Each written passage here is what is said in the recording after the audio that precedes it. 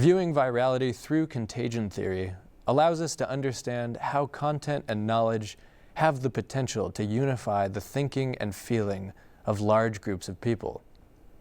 In modern day, the how will most likely be increasingly digital means of doing so. Castells further posits that political occurrences themselves are based on socialized communication, or the ability to influence thinking in the public sphere. However, over the past century, the manner and scale in which this occurs has changed drastically. At the turn of the 20th century, newspapers and perhaps later radio stations were the main ways to transmit information from a single broadcasting service and disseminate it to their audiences. The public depended on specific journalistic institutions to gather, package, and share vital information on a daily basis.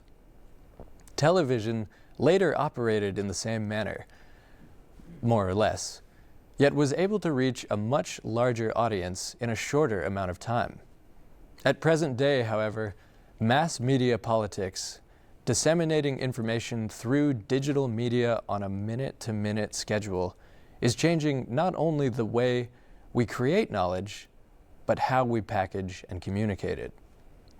Prior to the dot-com era, though this does tend to overlap into the 21st century, different information institutions could choose what news to communicate and what information to omit from transmission, since the public had very few effective ways of knowing otherwise. What was included in news and public statements, Castells argues, is not so much what largely influenced people's minds, but in fact the information that was omitted. This is because if it was not in the mainstream media, it was not in the public mind. In a book entitled Beyond Growth, Herman Daly distinguishes between information, knowledge, and wisdom economies. Information is raw data, only rendered useful when understood in context, which is understood as knowledge. Wisdom, then, is applied knowledge, knowledge that is understood as having purpose and applied with deliberative action. Otherwise, it is useless. A strategy, then, for marketing techniques of institutions and organizations would not only be to participate in information sharing in a horizontal manner, but communicate the information in context with actionable steps and purpose to share wisdom instead of actionless data. It has not only been argued that digital networks provide a multitude of platforms for conducting communication, but recently more confidently conceived that we in fact now live within digital networks. Communication platforms like telephones, radio, newspapers, television, social media, and digital work platforms can only exist if there are people to use them, and thus the nature of our personal and professional transactions becomes further embedded within them in practice. I'd like to take this a step further and propose that we not only live within digital networks, but across them. The same bundle of content can be shared across multiple different platforms. So no matter if you communicate using Twitter, Facebook, email, vlogs, memes, video games, or other media platforms or websites, the same information can be transmitted in and across an enormous combination of platforms. Important then to keep in mind for larger institutions with more legal and financial clout is that these media platforms for public engagement are a tool, and a tool is only as good as it is used, and additionally as ethically qualified by understanding who is using it. Every time we post something on social media, move our phone from one place to another, input dietary and exercise entries into MyFitnessPal, buy something on Amazon, or Google anything, that information is recorded in larger physical or cloud servers and compiled together with the data of millions or even billions of other users. And there are people and institutions who would pay to have this information. Big data describes the aggregation of massive amounts of data to extract trends in consumer behavior, driving habits, migration patterns, human health statistics, social networks, and other human development trends. Firms that are willing to purchase this information must go through data brokers, an increasingly expanding and lucrative sector in the information economy. Often, the metadata derived from this process is used to target specific audiences to sell new products, invent more efficient transportation systems, rearrange financial systems, or influence policy. An added layer of complexity is added now when considering emotionally elicited virality of a bundle of content, the transmedia sharing of that content, and the fact that the content itself, and whoever may interact with it, becomes information that can be collected, analyzed, and sold. For certain firms, this information is used to target existing or new potential customers, which may lead to a number of ethical discussions depending on how these tools are used.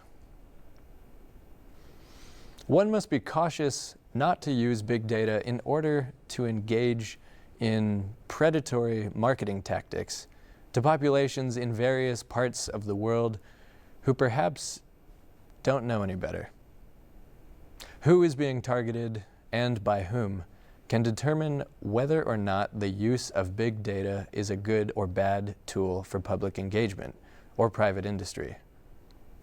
Larger or more influential institutions looking to engage with the public must be careful as to how they use these media platforms and viral networks as a tool, as well as recognizing our embeddedness within the tool itself. Communication between institutions internationally may also be heavily influenced by the democratization of the information and knowledge economies in the near future. Orde, Rigo, and Duarte have shed light upon the concept of public diplomacy, in which diplomatic relations with other international states are conducted in mannerisms that target foreign entities in making one's own national public look presentable in order to shape the view of the domestic public in other countries. This has served a number of functions in the past, from encouraging trade to protecting natural resources from foreign direct investment.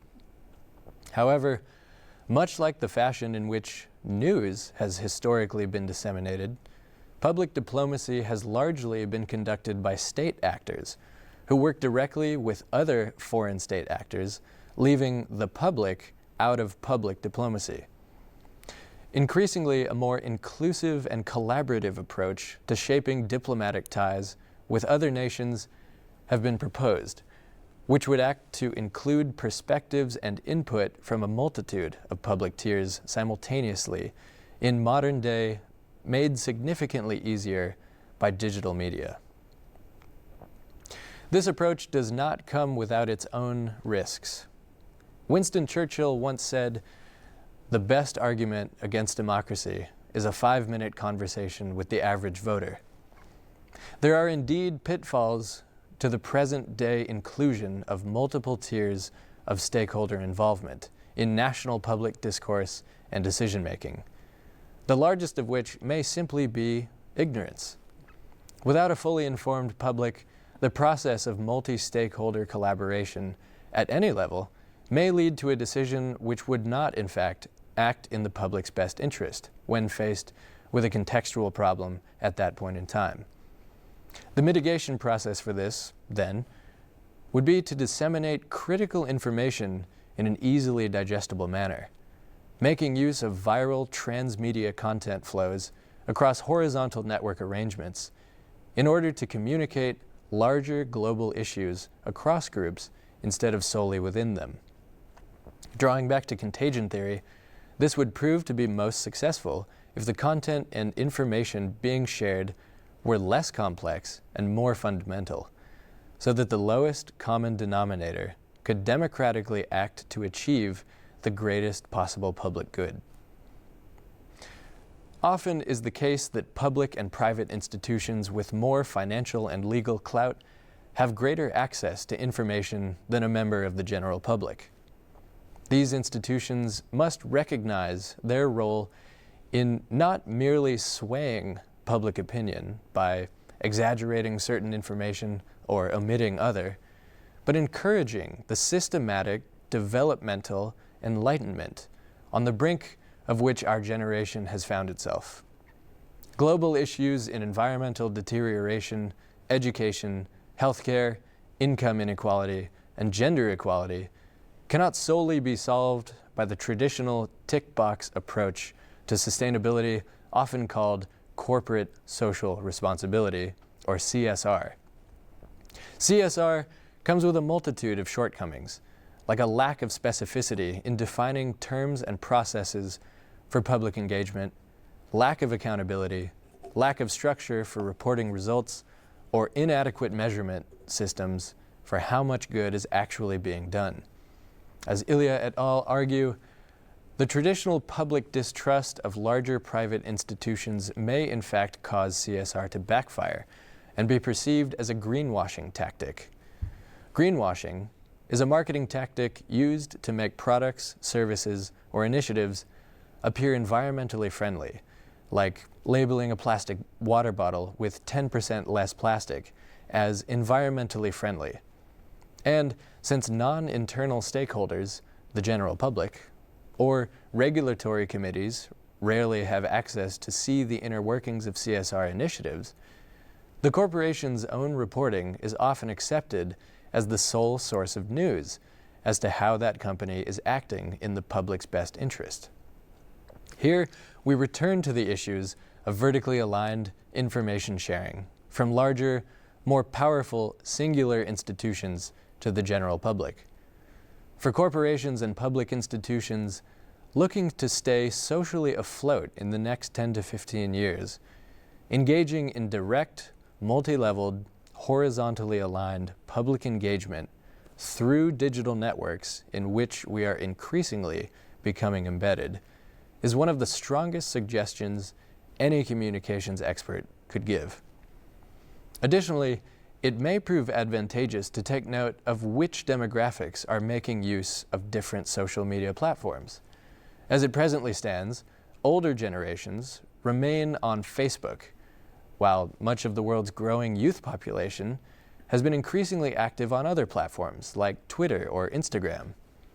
Opportunity for widespread developmental change through communication networks with younger populations may be found in places like Sub-Saharan Africa. According to the United Nations Population Division, in 2015, 226 million youth aged 15 to 24 lived in Africa, accounting for 19% of the global youth population. By 2030, it is projected that the number of youth in Africa will have increased by 42%. Africa's youth population is expected to continue to grow throughout the remainder of the 21st century, more than doubling from current levels by 2055. As multi-tiered inclusion is paramount, making use across multiple platforms simultaneously for horizontally aligned mass communication is key. Content type in viral flows also becomes difficult to singularly categorize. Traditionally, the perception may have been that political or economic activity is reported from certain institutions in specific fashions, like news media, whereas other types of content, like entertainment, are distinguishable in their delivery systems entirely. Carpini and Williams believe that through this framework of understanding, politics is a self-contained activity in which individuals may participate or learn about at definable points of the day or year, and at no other times in other forms of media or their deliveries. Entertainment, social media, gaming, or consumerism in media is then differentiated from global issues in content type and delivery. In fact, entertainment media often contains informative and political information and often reaches a sizable audience in delivery. Aside from social media, this is a clear example of other ways in which larger public and private institutions may engage with the general public.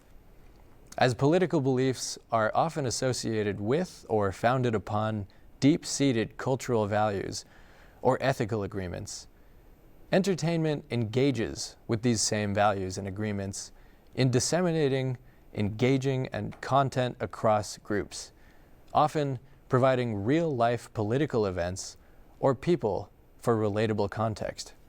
In doing so, entertainment content in fact may spur meaningful debate, the critique of public institutions, and deliver critical information in easily digestible ways.